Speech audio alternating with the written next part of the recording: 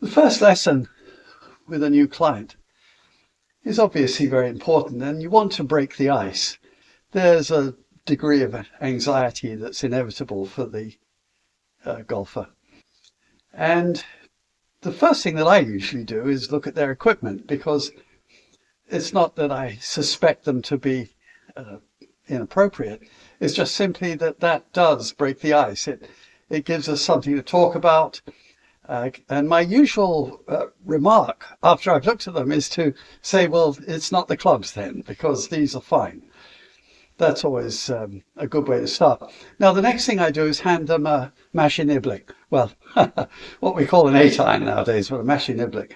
And then I start asking them some questions. Now, the reason I gave them a golf club, ostensibly the club that I'm going to have them warm up with, is to first of all recognize that most golfers don't get there ahead of time and warm up. And it became fairly evident that you're not going to be able to change that behavior, but you can in fact take advantage of it.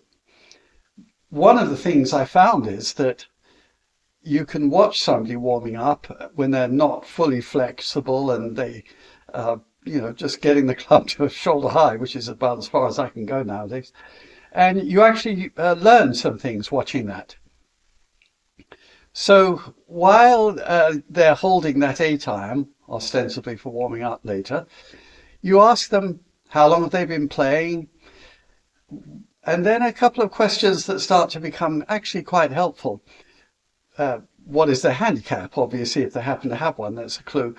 What club do they hit for 150 yards for a gentleman golfer? And for 150 yards, it's usually 7, 8-iron, something like that.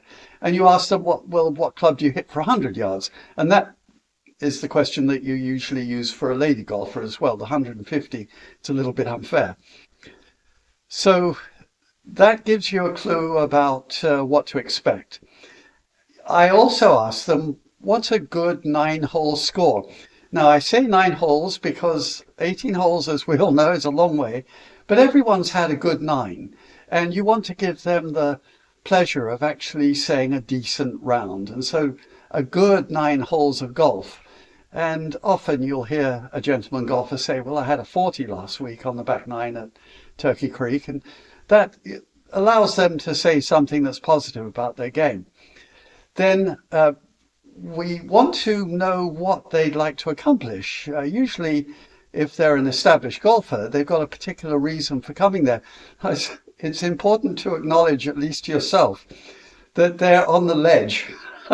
Because usually if somebody is coming to you as an established golfer and it's their first lesson, it might be that they've hit a brick wall and they don't know what to do. And it's actually characteristic of golf that we're always on the brink of giving up the game. We never do. But that's how it feels. And our job is, I take great pride in doing this, is to reel them back from the edge. So what would they like to accomplish? What's their problem shot, of course, is a good question to ask in that context. And all along through these questions and answers, you'll notice that they're making gestures. They're holding that Mashie Niblick, they're making little movements. And I actually find that I can understand what I'm doing by listening to their words and then watching their movements.